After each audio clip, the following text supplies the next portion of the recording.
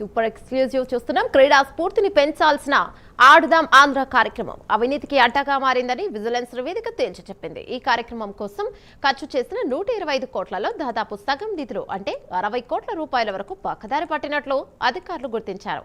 నాసిరకం క్రీట్లకు బ్రాండెడ్ స్టిక్కర్లు అంటించి ప్రజాధనాన్ని భారీ ఎత్తున దోచుకున్న ఈ స్కామ్ భాగవతం ఇప్పుడు 1000 పేజీల నివేదిక రూపంలో ప్రభుత్వానికి చేరింది.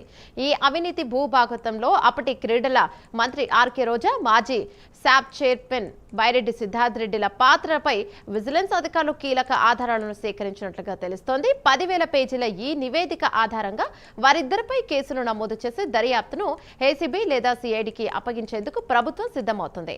ఆధారాలు ఇంత పక్కాగా ఉండటంతో ఈ కేసులో అరెస్టులు తప్పవనే ప్రచారం రాజకీయ వర్గాల్లో జోరుగా సాగుతున్నాయి. దీనిపై మరింత సమాచారం మా కరెస్పాండెంట్ రవివర్మ అందిస్తారు. రైట్ రవివర్మ, చెప్పండి. యమున, గత వైసీపీ ప్రభుత్వ హయాంలో గ్రామీణ ప్రాంతాల్లో క్రీడా రంగాన్ని ప్రోత్సహించాలి, యువకుల్లో క్రీడా స్ఫూర్తిని నింపాలనే లక్ష్యంతో ఆడుదాం ఆంధ్ర కార్యక్రమానికి శ్రీకారం చుట్టింది. అయితే ఆడుదాం ఆంధ్ర కార్యక్రమం కేవలం అవినీతిమయమైందని చెప్పి కూడా తెలుస్తోంది. ముఖ్యంగా దాదాపు అప్పటి ప్రభుత్వం 125 కోట్ల రూపాయల నిధులు విడుదల చేసింది. ఆడుదాం ఆంధ్ర పేరుతో గ్రామీణ ప్రాంతాల్లో క్రీడా స్ఫూర్తిని నింపాలి, క్రీడా కార్యక్రమాలు నిర్వహించాలని చెప్పేసి కూడా ప్రభుత్వం సంకల్పించింది. అయితే అప్పటి మంత్రిగా ఉన్నటువంటి ఆర్కే రోజా ఆడుదాం ఆంధ్ర పేరుతో దాదాపు నాసిరకం కిట్లను కొనుగోలు చేసింది కాకుండా నాసిరకం అంటే దుస్తులు అంటే క్రీడాకారులకు వినియోగించే యూనిఫామ్స్ వీటిలన్నిటి కూడా నాసిరకం దుస్తులను చేసి కూడా వాటికి బ్రాండెడ్ స్టిక్కర్స్ వేసి నాసిరకం కిట్లను కొనుగోలు చేసి నిధులను దుర్వినియోగం చేసింది, ప్రజాధనాన్ని పూర్తిస్థాయిలో దుర్వినియోగం పాల్పడిందని చెప్పి కూడా ఆరోపణలు వచ్చాయి. ఈ నేపథ్యంలోనే కూటమి ప్రభుత్వం అధికారులకు వచ్చిన పిదప వాటి మీద విజిలెన్స్ విచారణ అయితే చేపట్టింది. ఈ విజిలెన్స్ విచారణలో పక్కా ఆధారాలతో సేకరించింది. దాదాపు 60 కోట్ల మేర నిధులు దుర్వినియోగం అయ్యాయి, నిధులు పక్కదారి పట్టాయని చెప్పి కూడా ఆధారాలతో సహా పూర్తి ఆధారాలతో సేకరించినట్టు పిదప నివేదికను ప్రభుత్వానికి కూడా అందించింది. ఈ మేరకు ప్రభుత్వం కూడా దీనిపై విజిలెన్స్ నివేదికను ఆధారం చేసుకుని అటు ఏసీబీకి కానీ లేదంటే ఇటు సిఐడికి కానీ అప్పగించి కేసు నమోదు చేసి దర్యాప్తు చేపట్టి కేసు నమోదు చేయాలని చెప్పి కూడా సంకల్పిస్తూ ఉంది. ఈ నేపథ్యంలోనే గత ప్రభుత్వ హయాంలో చేసినటువంటి తప్పిదాలు ఒక్కొక్కటిగా వెలుగు చూస్తున్న నేపథ్యంలోనే అన్ని వ్యవస్థలను కూడా దుర్వినియోగం చేసినటువంటి ఘనత గత ప్రభుత్వ హయాంలో జరిగింది.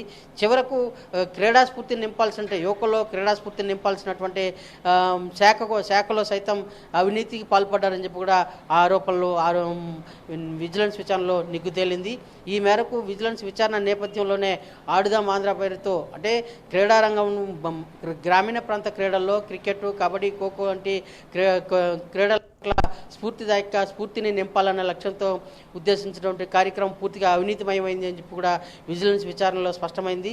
ఆ మేరకు దాదాపు 8 నెలల పాటు ఈ విజిలెన్స్ విచారణ చేపట్టి పూర్తి స్థాయి ఆధారాలను సేకరించిన పిదప ఇవాళ దాదాపు 10,000 పేజీల నివేదికను ప్రభుత్వానికి అందించింది.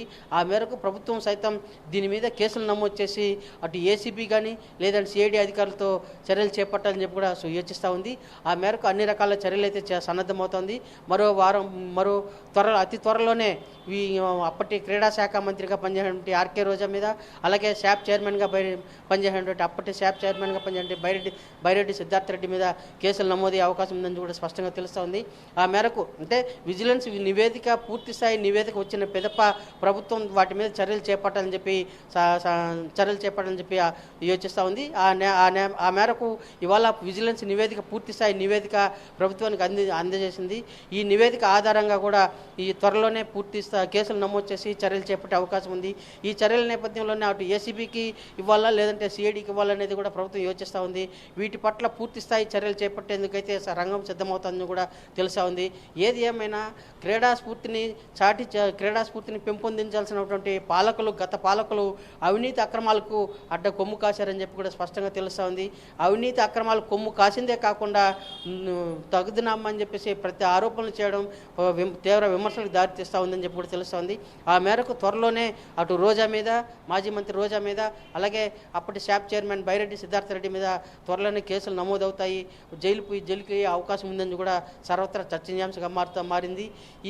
ఇలాంటి క్రీడా రంగాన్ని పెంపొందించి ప్రోత్సహించాల్సినటువంటి పాలకులు అవినీతి భయం అవడం అవినీతి పాల్పడ్డారని చెప్పి ఆరోపణలు నేపథ్యంలోనే ఆ ఆరోపణలు ఇవాళ విజిలెన్స్ విచారణ నేపథ్యంలో స్పష్టంగా తెలిసింది.